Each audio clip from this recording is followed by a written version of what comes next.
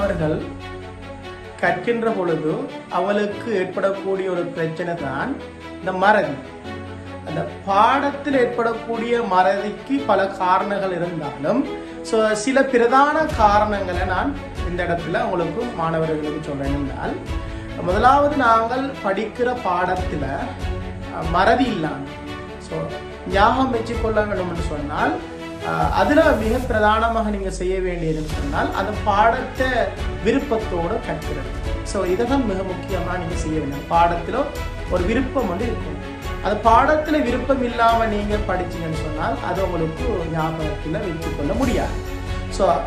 அது ஒரு காரணம். இரண்டாவது காரணம், ஒரு ஆசிரியர் பாடத்தை கற்பிக்கின்ற போது அந்த பாடத்தோடு தான் உங்களோட சிந்தனைகள் அவர் சொல்கின்ற விடயங்களை நாங்கள் கிரகிக்கக்கூடியதாக இருக்கும். இப்போ நீங்கள் சிலவங்க வேறொரு சிந்தனையோடு நீங்கள் அந்த பாடத்தை நீங்கள் கற்கக்கூடியதாக இருந்தால் அந்த பாடம் உங்களுக்கு என்ன செய்யாது, போதுமான விளங்காது. அதே போல் அதை ஞாபகம் வச்சுக்கொள்ளக்கூடிய ஒன்று ஏற்படாது, ஞாபகம் வச்சுக்கொள்ள முடியாதாக இருக்கும்.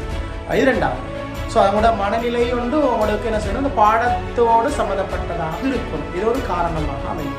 அதே போல மூன்றாவது மிக முக்கியமான விஷயம் என்னென்று சொன்னால், பாடத்தை முன்கூட்டி நீங்கள் ஆயத்தமாகின்ற பொழுது, இப்போ நீங்கள் படிக்கிற விஷயங்களுக்கு தானே, இப்போ உங்களுக்கு ஏலவலை பொறுத்தளவிலே ஒவ்வொரு பாடங்களுக்கும் வளநூல் ரிசோர்ஸ் புக்னு சொல்லி முன்கூட்டியே உங்களுக்கு என்ன செய்யலாம், படிச்சு கொள்ளக்கூடிய வசதிகளுக்காக தந்திரிச்சாங்க.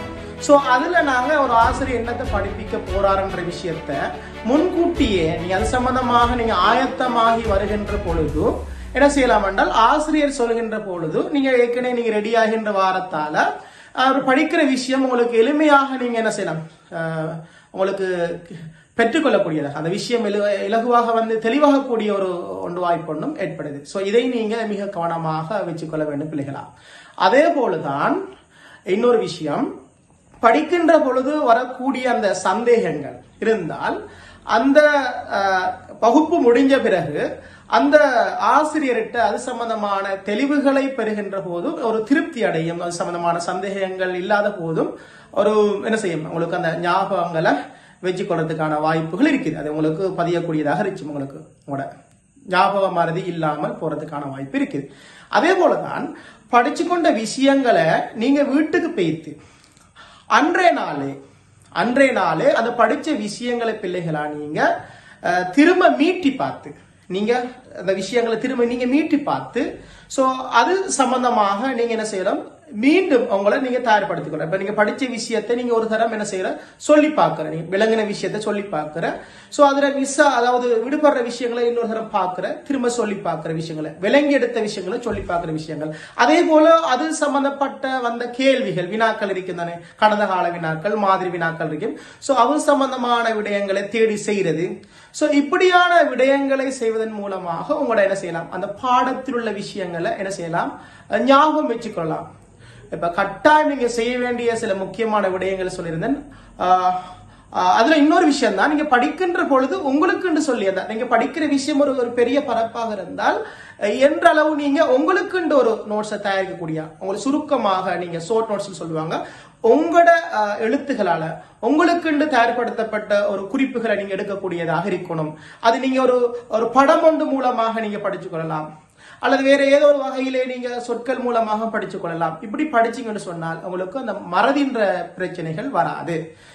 இதான் இதுல முக்கியமான விஷயம். ஒன்று நான் சொல்லியிருந்தேன், நீங்க படிக்கின்ற பொழுது ஒன்று நீங்க அந்த பாடத்தை விருப்பத்தோடு கற்கிறது.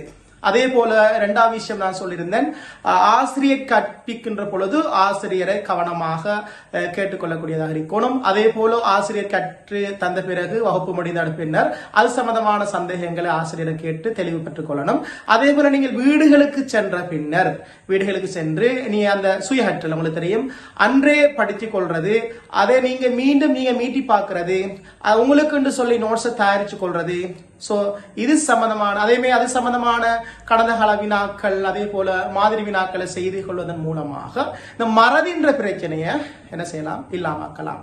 இந்த விஷயம் உலகம் நீங்க செஞ்சீங்கன்னு சொன்னால் அவங்கள அந்த மறக்கின்ற பிரச்சனைகள் இல்லாம போகும். எனவே மாணவர்களே, நான் சொல்லப்பட்ட விடயங்கள் இந்த பிரதான விடயங்களாக இருக்குது. இதை நீங்க தொடர்ந்து செய்கின்ற பொழுது உங்களோட அந்த கற்கிற அந்த மறதி